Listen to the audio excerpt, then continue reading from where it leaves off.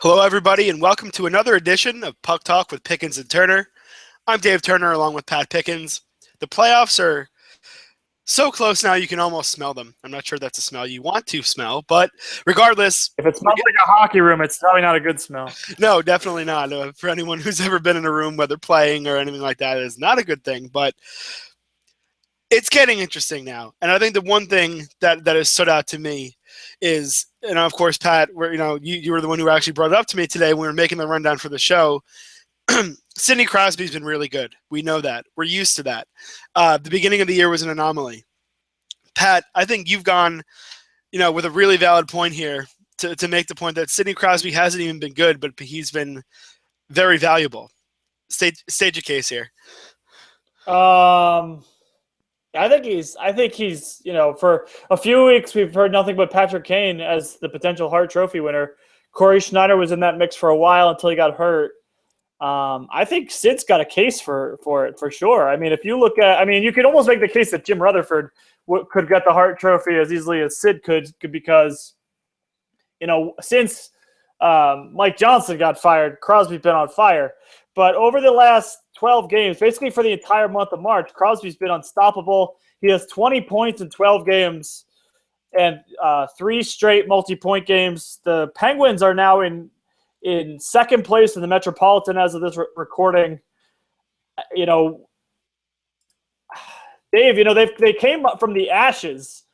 They've risen from the ashes and now to obviously a playoff team, potentially, a dark horse to go to the final again if the goaltending holds up. They're doing it without Evgeny Malkin, who is injured. They've done it without, they've lost some key contributors throughout the year. Hagelin's been out of the lineup. They've been mixing lines a little bit, kind of put them through the blender where, they've had to put different line mates with Crosby, and all Sid's done is produce. So the year Kane is having is phenomenal. He's probably going to get over 100 points, which in these days is pretty amazing. But when you talk about true value, first off, he's their top line center, and this team was in shambles earlier in the year. And basically, he's putting the team on his back right now and has them in a position to potentially grab home ice advantage in the first round of the playoffs. No small feat in my estimation. I think Sid's probably got to be at least a finalist, right? Yeah, honestly, I think right now, of course, a lot can change even within these 9 or 10 games left that everyone has. If I look at it right now, I think he's the guy. And here's my thing, and I don't want to take anything away from Patrick Kane in terms of his individual season because he's been incredible. What he's done is nothing short of extraordinary.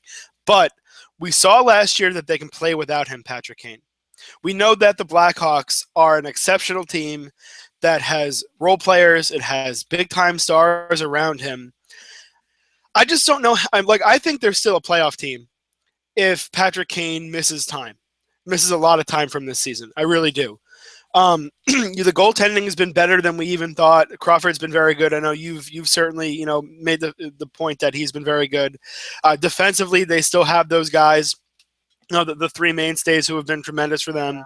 Jonathan Toews is a really damn good hockey player. I think that if you want to talk about value, straight up, who's the most valuable player?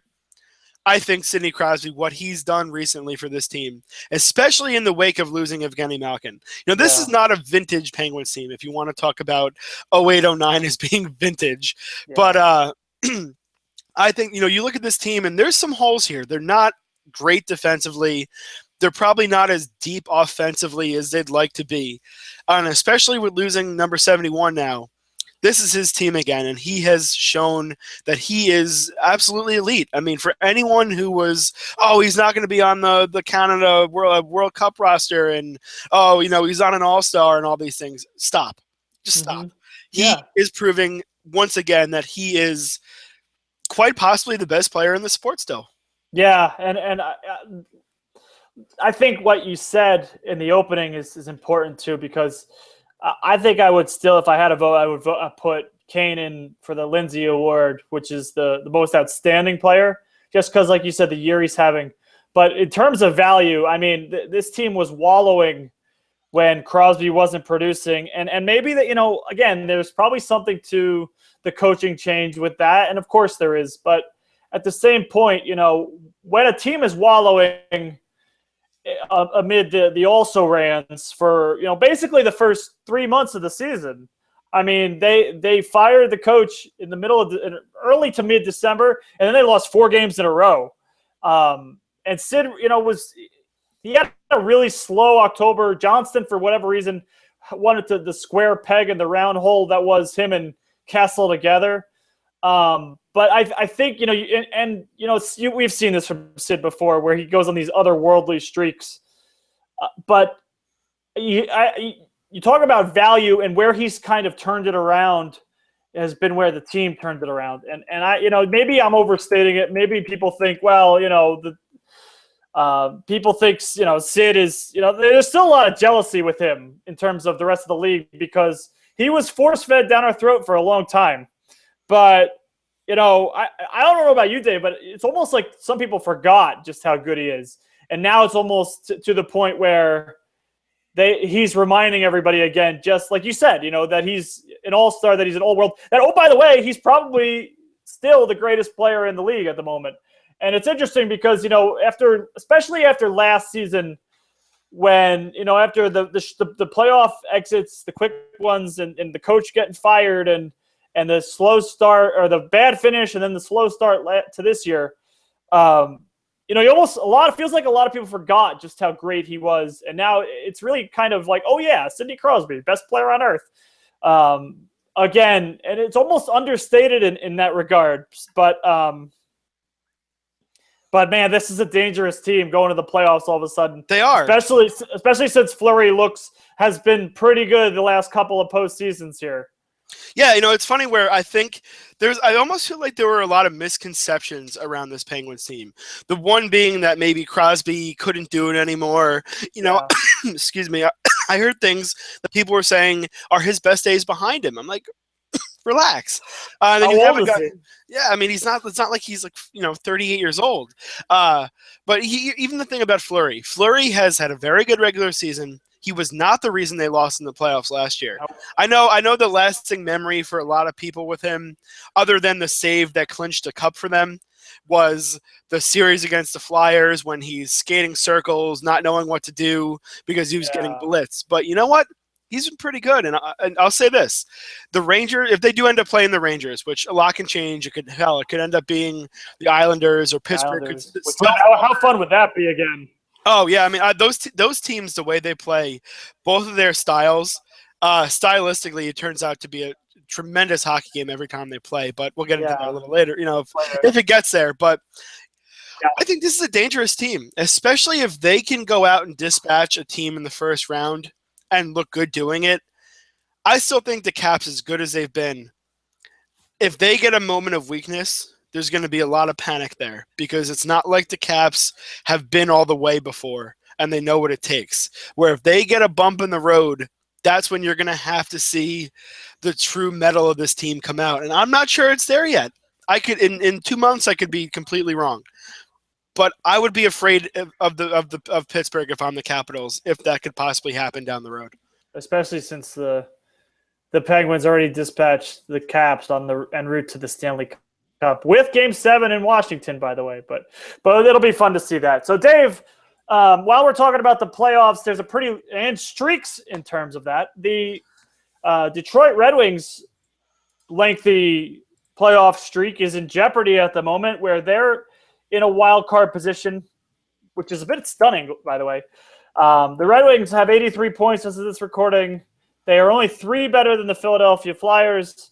The Flyers, by the way, have 2 games in hand in terms of that, and the Flyers actually dispatched of the Red Wings in Philadelphia last week in pretty impressive fashion. Dave, should the Red Wings be worried, and is this streak in trouble? I think it is. The fact that the Flyers have these 2 games at hand right now, they win one of them, it's a 1-point difference basically down the stretch.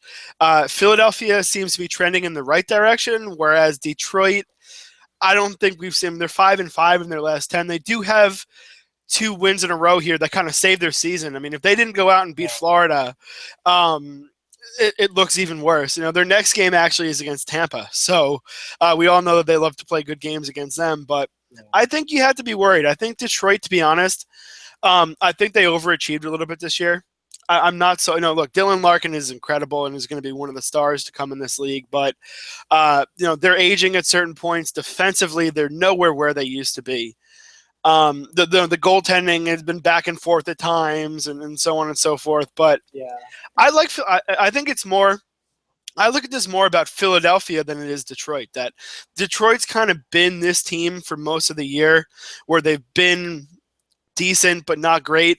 But now you have Philadelphia rising from that kind of middle of, look, Ottawa, Carolina, the Devils, Montreal, those teams were not really going anywhere, but Philadelphia is. Look, the Shane Gostisbehere effect. I mean, he has been so good for that team. Losing the goaltender does hurt them, though. Neuvirth. Yeah, losing Neuvirth does hurt.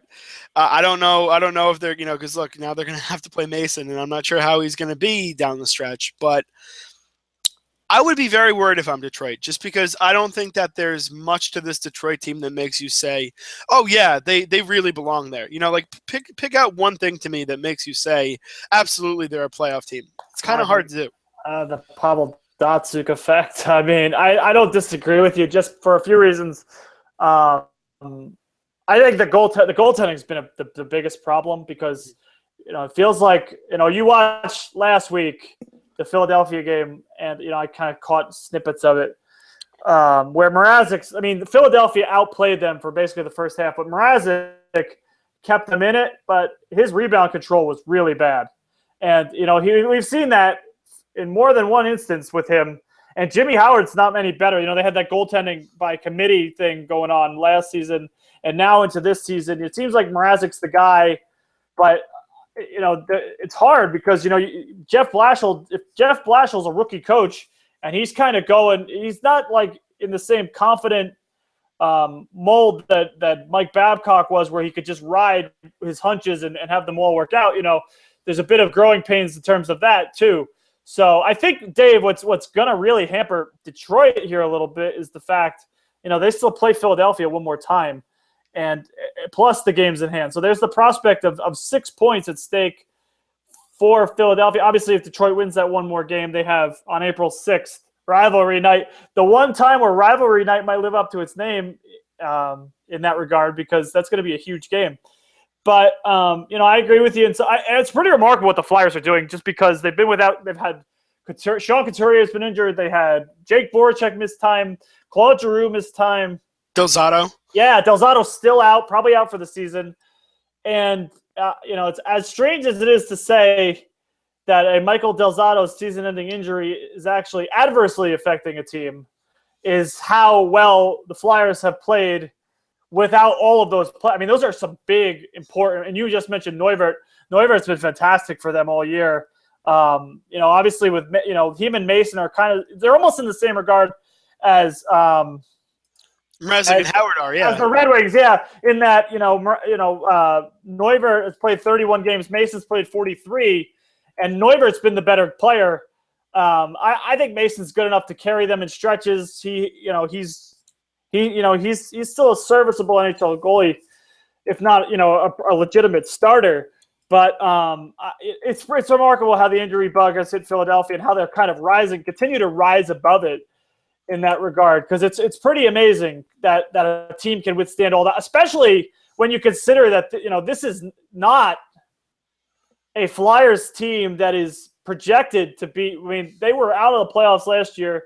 They were probably not project. I mean, if you look at how they started the season, they were more in line for the Matthews sweepstakes in the playoffs, and now they might be the favorite to get in the as the 8th seed in the East. And I don't know if they're in position to make noise quite yet, but if nothing else, it's a step in the right. You talk about step. I mean, the Flyers are rebuilding here, and this you almost have to consider a success for them, whether they get in or not, because of some of the moves that Ron Hextall's made. Yeah, absolutely. I think that they have done a good job at starting to turn the tide here. For all the Yeah. bad contracts and the Flyers being interested in every name to ever come across the wire, and I think that they're starting to figure it out. And they have a lot of young defensemen coming up still. That they are going to really build a nice blue line there.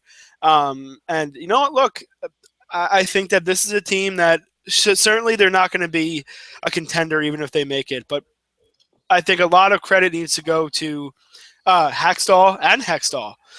Yeah. To be honest, look, I think people were waiting to take Dave Hackstall's head off because, he's a college coach. What does he know? He's done a damn good job there. And I think that that's an interesting thing for college hockey because I know he comes from a very big program, but I'm a big fan of college hockey. In fact, I will actually be going to an NCAA regional next weekend. But I think that it's a good thing for college hockey to see a guy like that come in and be successful. And look, the Flyers have planted the seeds for possibly continuing to grow, without having to spend the money or get the big names like they have in the past. Yeah, and yet they could all go to hell if they decide to put all their eggs in Steven Stamkos' basket. Yeah, let's hope that doesn't happen. But for real fast, Dave, before we move on, get back to Detroit here, and you almost have to marvel just at this streak because whether they get in or get out or don't make it, I guess there'll be time for a eulogy if the Red Wings don't happen to make the postseason. But this is a streak, Dave, that started, 3 decades ago, not obviously 30 years, but 3 decades ago. Mm-hmm. And for them, it's been 3 cups for a team that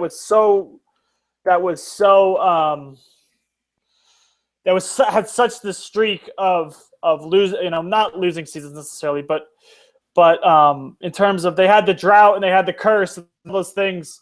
And when you look back, to like 26 years, 1989, 90, when the streak started, they were a 70-point team. Where were they going? They had, young players, and the Steve Yzerman era was kind of just kicking off. And you look at what this organization has done since, obviously still in a playoff position at the moment. But, Dave, it's a pretty amazing stretch here that the Red Wings have not missed the playoffs in that long. Yeah, it really. And look, I was like 4 years old the last time they weren't in the playoffs. So I wasn't really, I might have been watching a little bit with my dad or something, but I didn't understand the game at 4 years old, really. So for both of us, for all our lives, they've been a playoff team. Yeah, and Jim Neal was on the roster, by the way, the general manager of the Stars. So that's how long ago it was. But you almost have to just marvel at how, begrudgingly for most of our lives, we've been watching the Red Wings.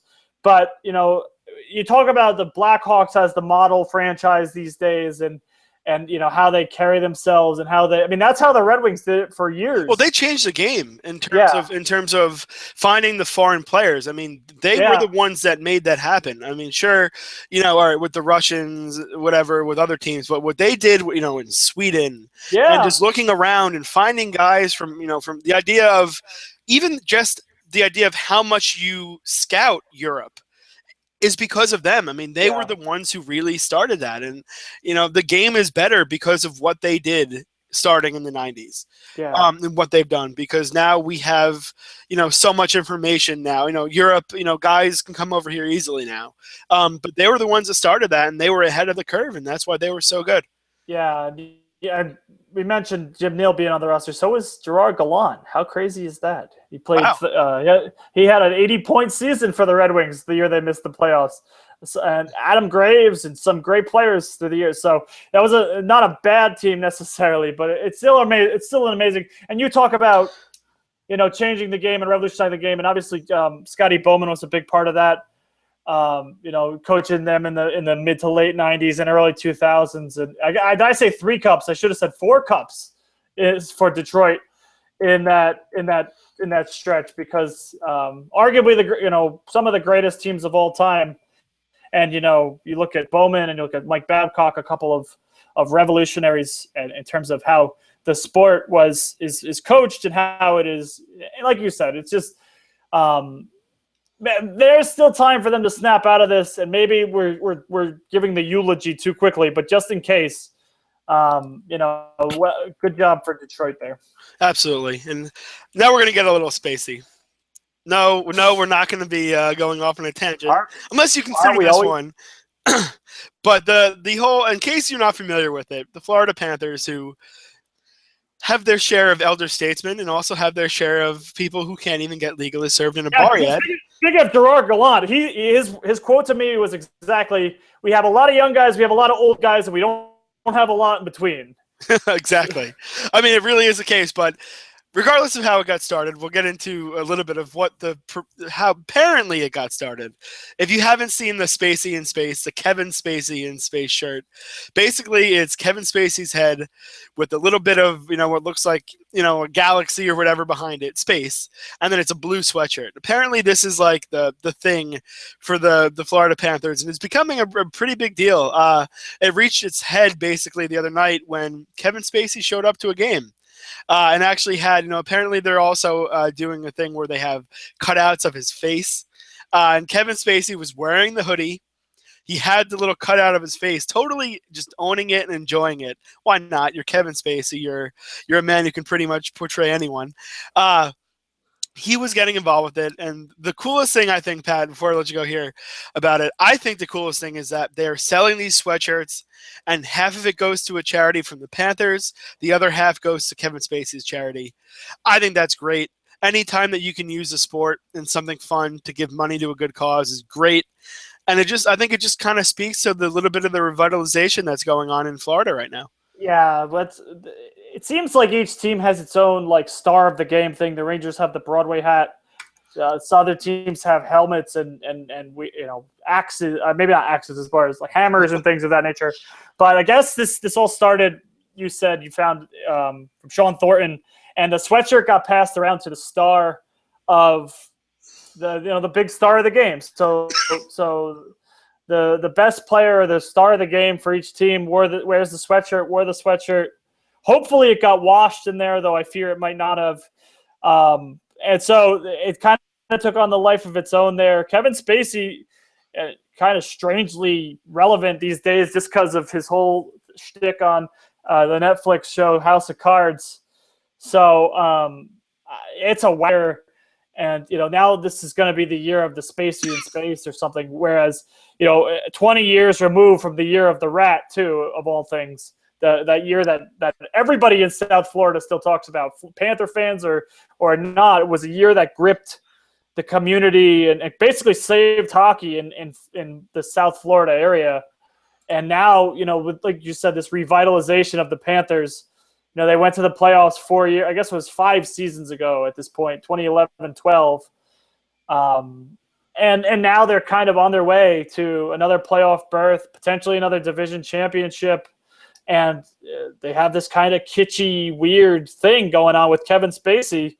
And it's fun. That room is a lot of fun. That group of guys is a lot of fun. They're a wacky kind of bit of, like we've said, mix of young and old, where, you got Sean Thornton and you got Jaromir Jagr and you have Roberto Luongo, who's a personality of his own. And then you have some of the young guys who are wise, the Huberdeaus and the Ekblads and the kind of wise beyond their years there. And they had I think they had a record crowd Saturday night for the Spacey in Space thing. Mm-hmm. So, I mean, I know the Red Wings probably made being in town probably was a big facet of that, but that's a good for. They've been so maligned for the crowds for so long. To get 20,000 people in the building for whatever reason to watch the hockey game is a good sign for the Panthers, and they got a lot of good news this year. So it's so weird and so stupid in some regards, but you know what? It breaks up the monotony of sports on a day-to-day basis, right? The guys always talk about they want their routine, but they also want, they also need things to break up the monotony a little bit, and this will do it. Yeah, and you know what? I mean, where did we ever get to the point where sports are not supposed to be fun or a little wacky? Yeah. We always want to talk about stats and talk about guys having to play better and stuff like that. Why can't we talk about a picture of Kevin Spacey's face on a sweatshirt and have fun with it? Because isn't that what it's about? Is entertainment and enjoyment? At least for the fans at the end of the day. So I think the other funny thing about Kevin Spacey, I don't know, Pat, if you're a fan of any of his stuff, especially House of Cards, but the whole FU 2016 thing is hilarious. Being that his character is Frank Underwood. Yep. So the moniker is FU 2016, which I just think is hilarious. The other thing that, I saw a tweet that said that they got Frank Underwood into the house. Now the next thing is to get the actual president into a hockey game.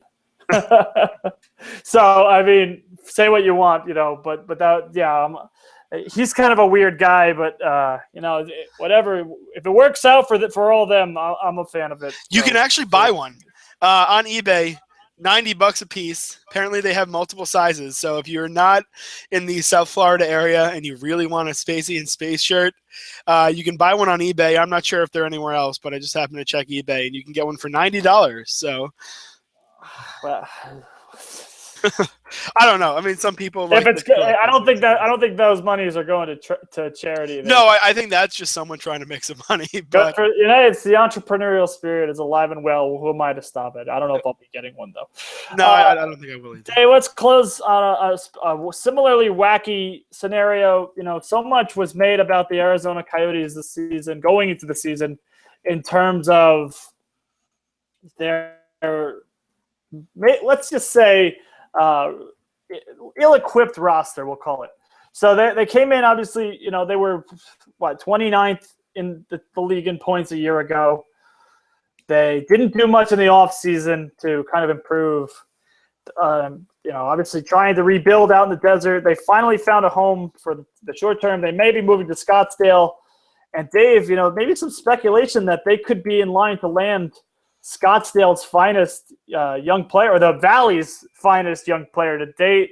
The SB Nation blog 5 for Howling speculated on Monday if Arizona would be willing to trade up if they don't win the lottery, which, obviously if they win the lottery, this is all a moot point. The lottery, let's start by saying the lottery was announced or reported that it would be on April 30th. Again, during the fans will be watching with bated breath ahead of the Saturday night slate on Hockey Night in Canada of postseason. Obviously, Canada is going to be keeping a watchful eye on it because no Canadian teams are going to head to the postseason in all likelihood. But Dave, so much, Austin Matthews, the great Scottsdale born and bred player, having an exceedingly good year in Europe this season. And there's some speculation now, according to a few people, that if the Coyotes don't win the lottery, they might be willing to part with Max Domi to get the rights to draft Austin Matthews. Dave, I'm for this, but I want to hear what your thoughts are. I am not.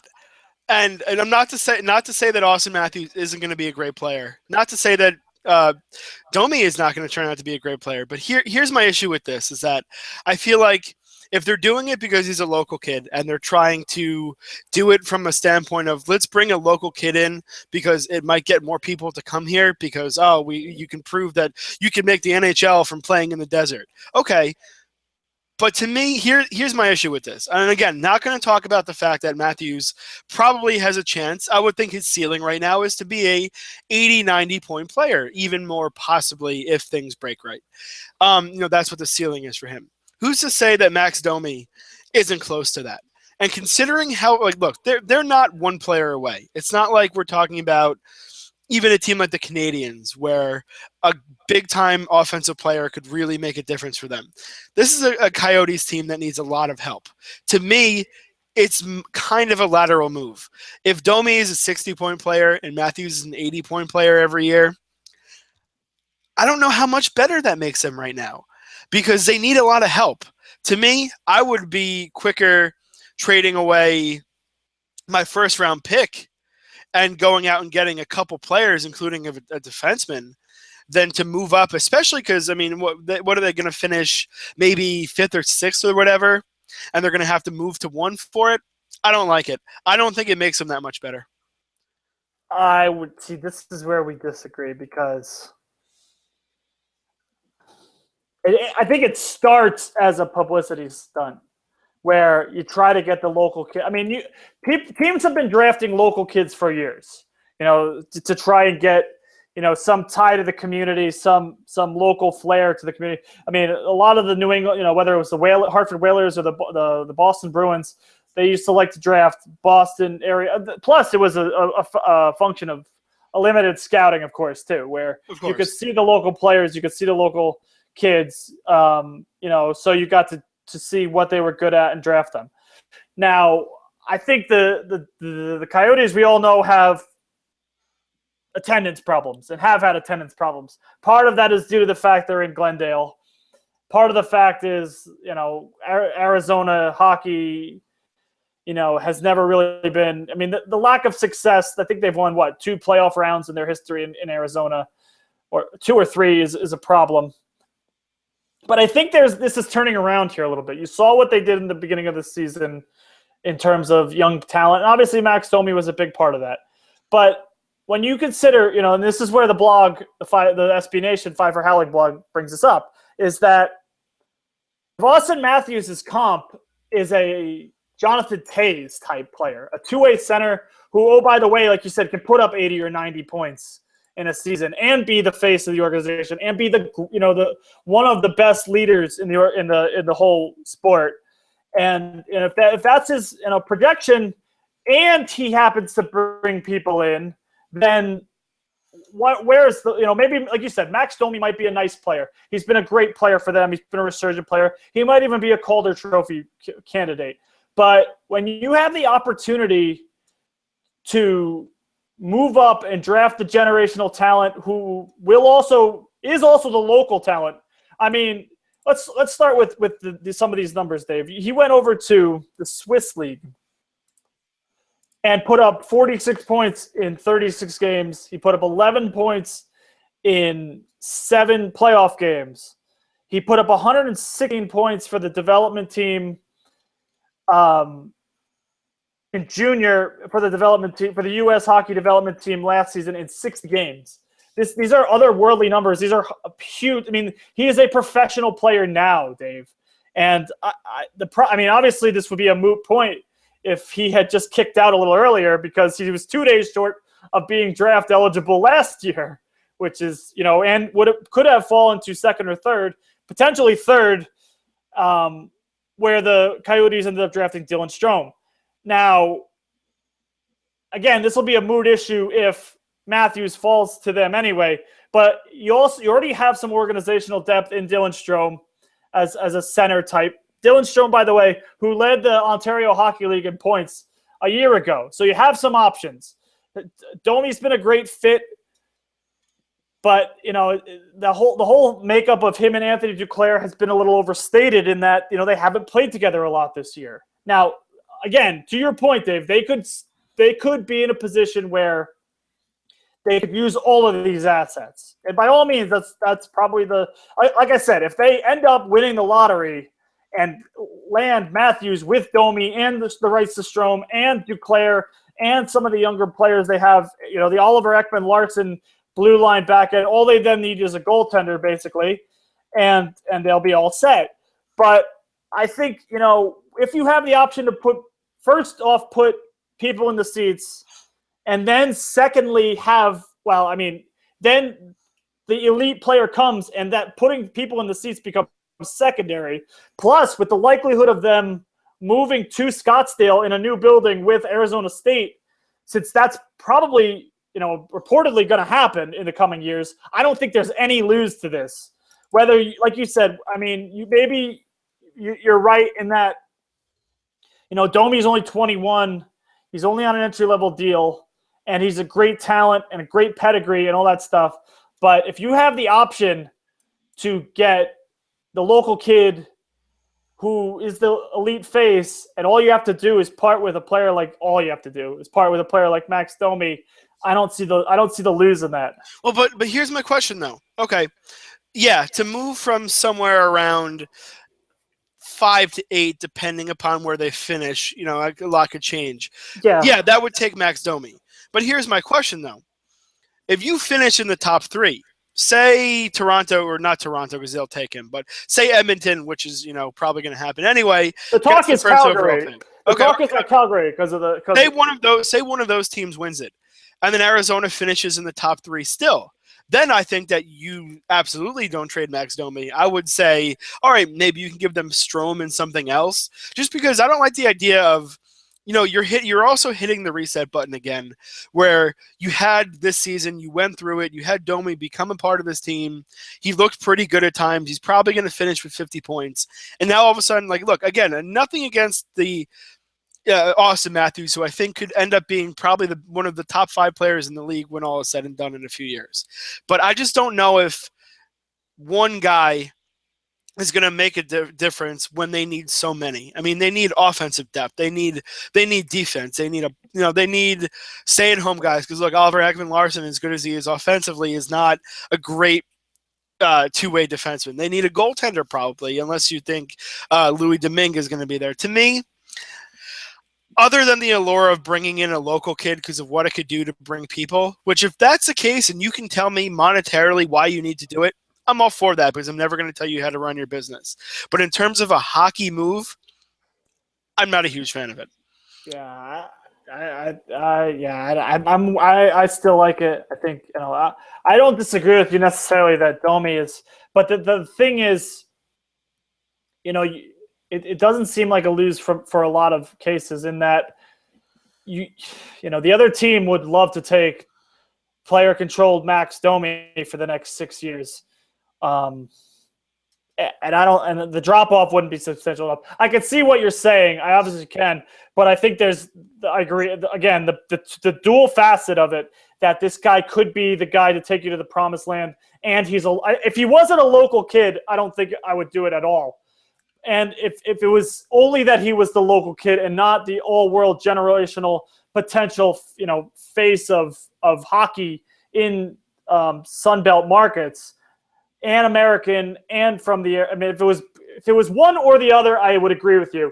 But this is both, and this is almost one of those situations where, you almost just – I feel you'd almost have to do that. Even, like you said, even if you end up trading, even if you end up regressing, because, how many times have we heard, we've heard so many things about these scouted players.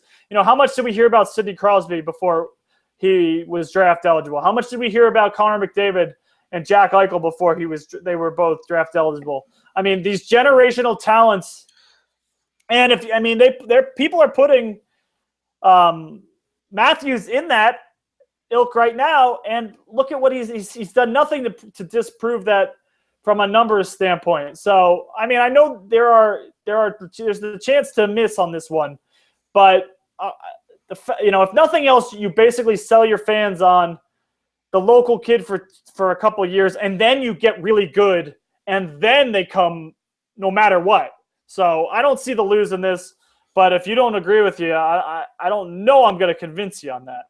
No, I mean, hey, it's about time we disagreed on something. We usually do have the same thing. But yeah, I just look at the draft, and I'm always about acquiring as many assets that I always feel like that one. I mean, look at hell, McDavid. I know he was hurt for most of the year, so we can't do that. But they didn't really start winning games when he came back. I mean, they haven't been that much better, McDavid, with the Oilers. And to me, if they could have at one point or another, I mean, obviously you're not going to pass up McDavid, but, if they could have traded away and gotten a couple defensemen and a goaltender, what's wrong with trading the number 1 or number 2 pick at some point for a king's ransom of players that could really help you in need areas. Well, the other thing is, Dave, they have a second first-round pick this year. It's true. So, I mean, if you want to offload one of them in the opportunity to go all in, you could do that and still, because they got the Rangers first round pick this year. It's lottery protected, so if the Rangers make the playoffs, they will get, which they're going to do, then the Coyotes will get their first-round pick this year. So with the second first-round pick, you still have that option to offload either their original first and then get the Rangers first still, and then have that opportunities too. So in that regard, they have the enhanced assets. It's just a matter of, do they want to use it to go out and acquire the first round pick, or do they want to, stay where they're slotted and draft them? Yeah, I mean, it's a tough thing. We could talk for hours about strategy and stuff. But, one guy who I know who you really like is Jim Nill with Dallas. And I look at them as a team that's done it right with the draft, that they had their lean years and they just stockpiled. And they spent the money when they were close. And now you're starting – they're not even quite there with all their prospects yet. They have guys that are still going to come up in the years. But they've started to bring some of them up, and it's worked. And then even a guy like Nichushkin, who's actually looked a lot better, over the last few weeks, like he's really starting to turn the corner. As a guy who they drafted in the first round, I look at that strategy, as something that maybe, I almost look at it and say that you want to have so many prospects in your system that teams are trying to pry them off of you, or that you don't even know what to do with them, because that's when you turn them either into assets, or you're so deep that you can just fill in all your holes. I mean, look at even, what Chicago has done to an extent, where they have offloaded half their team after they won the Stanley Cup a few times, and they have more guys waiting in the wings. So that's just There's a pretty good base of young talent in that organization. Yeah, and that's my thing is I want organizational depth. Is that I want so many young guys that are good, that probably could play for half the teams in the league, and I can't even bring them up yet, because that's a really good problem to have. Yeah, I don't necessarily disagree with you. There's just there is a glut of young players, and you mentioned Dallas and you mentioned Detroit, and Detroit's obviously going through some of that right now. You look at the teams that have won the Calder Trophy the last couple of years, the Calder Cup. I'm sorry, the last couple of years. I got my awards mixed up there, but those are the types of organizational depth teams you're looking at: Detroit and Dallas and whatnot. But I still think that. There's a lot there in terms of prospects. The Henrik Samuelsons, the Christian, some of the names you'll recognize, Christian Dvorak and the Dylan Strome and those types of young offensive. I think there is some depth there to do this deal, especially, like I said, if Don Maloney and company, but really truly believe that this kid is gonna, again, be both. Be the great superstar leader, two-way player, center, goal point producer, and put people in the stands to go watch him because he's from Scottsdale. Because the other thing, too, is, Dave, there's not a lot of really local people from the desert either. They're all kind of the vast majority of people from the Arizona area have moved in from other – it's like Florida of the West Coast. They moved in from the Midwest, from Chicago, from Detroit, from whether to retire or whether to the budding jobs out there. So to actually have a kid that region can call its own, I think would mean to personally and from my own vantage point would mean more to them, I think, than in other places. But I also see what you mean. Yeah, my own personal opinion is I would do that deal, for a first and Max Domi. I think that would be enough to get the number one pick in the right to Matthews, because the odds are that if the Coyotes trade that pick, if, like you said, if it ends up being 6 or 7, then you end up basically with 2 first rounders, and one of which is Max Domi, who's under team control for another 6 or 7 years. So that's why I would do it. I think it means more. I think if it was a different organization too, I don't necessarily know if I would do it, but just because they've been in such peril.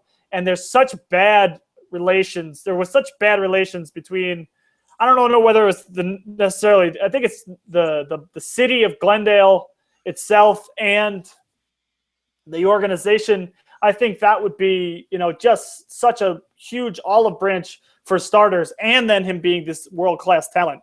I don't think you can lose there. But I mean, I understand the logic about. I just would do it and go for it.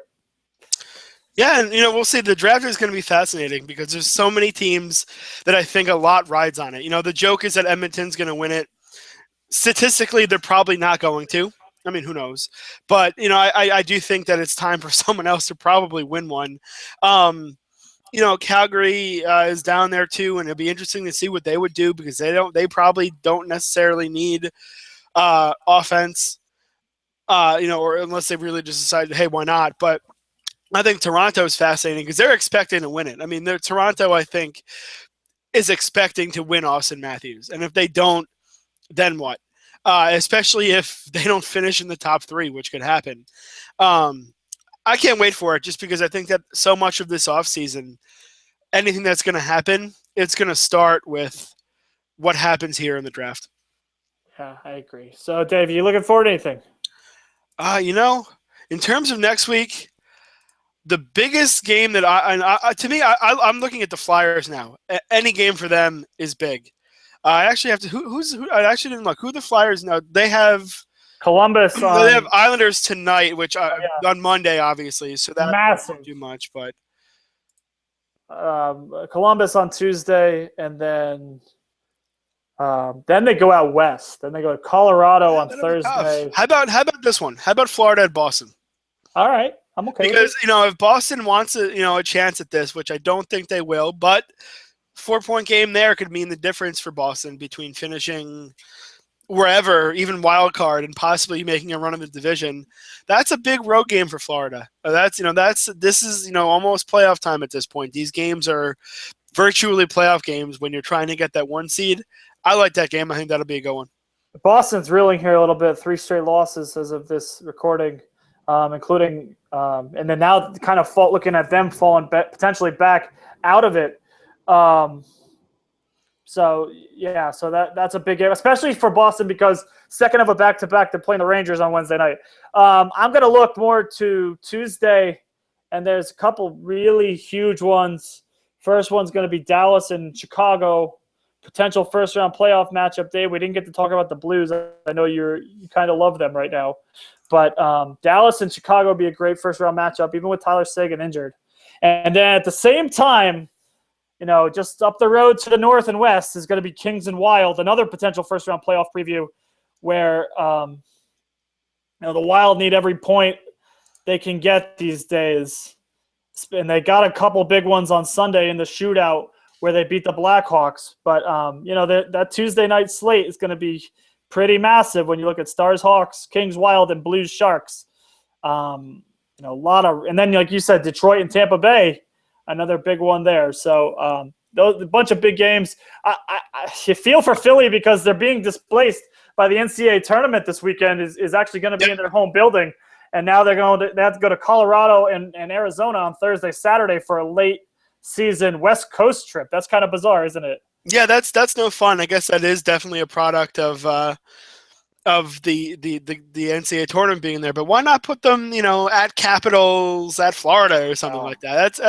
I don't like any team having to go across country that late because it kind of screws with you.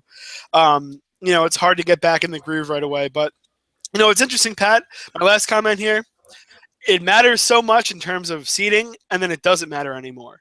As soon as that last game is played and the seeds are set, it's a new season. And that's what the beauty of it is that you had this run here up to the playoffs, and then literally it's back to zero again as soon as the game 82 is played across the league. Yeah, the 2012 Kings proved that, didn't they? Absolutely. So we will see. All right, Pat, any last comments, or are we on to this excellent slate of games this week? I think it's going to be great. It is. I can't wait. Playoffs soon. We'll get into the awards and stuff as we get closer here, just because I think a lot happens within this week. You kind of make your money in what you do here right down the stretch when everything is magnified, where these games are pseudo playoff games for a lot of teams. So we'll have some fun with it, and we'll be ready for the playoffs. Yeah, let's do this. Let's get basically into the playoffs at this point now. It's just a matter of who will be in and where they'll be seated. Absolutely. So for Pat Pickens, I'm Dave Turner. This is Puck Talk with Pickens and Turner. We will be back at you next week. Enjoy, everybody.